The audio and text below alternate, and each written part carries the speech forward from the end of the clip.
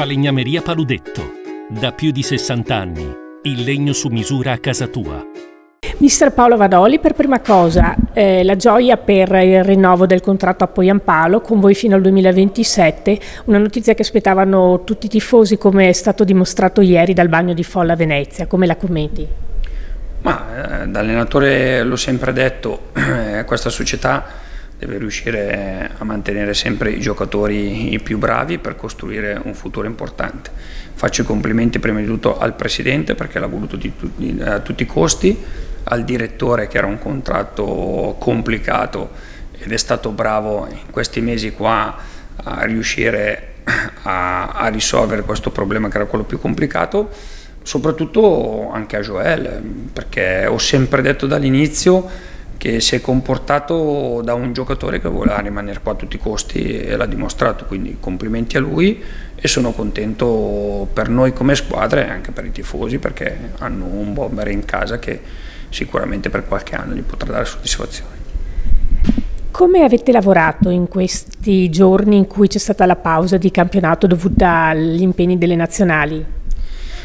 Ma abbiamo programmato un lavoro soprattutto anche fisico per affrontare questo secondo miniciclo, quindi abbiamo lavorato su tanti aspetti, anche su quello tattico, anche se tanti giocatori chiave forse erano in nazionale e li abbiamo avuti in questa settimana a scaglioni, compreso Tesman che è rientrato ieri sera, tardi serata, quindi per la prima volta lo vedo oggi in rifinitura. Lo Spezia, che squadra è e come andrà affrontata?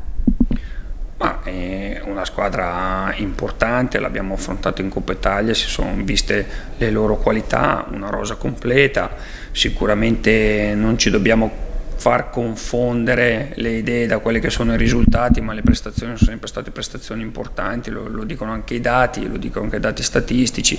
quindi noi dobbiamo essere bravi a stare sul pezzo, ad essere concentrati,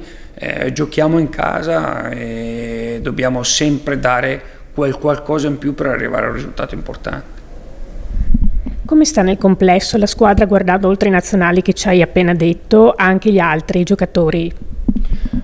Ma stiamo bene, quello che ho detto ai ragazzi ieri, gli ho detto la mia paura è sempre la prima partita dopo che si rientra da queste soste, perché si ha un po' il focus su altri obiettivi nazionali che magari hanno pensato a quello che erano le qualificazioni europee o le amichevoli, i giocatori che erano qua che si pensa poco a quella che è la partita successiva e qua dobbiamo essere bravi subito, sin da, non dico oggi, da ieri,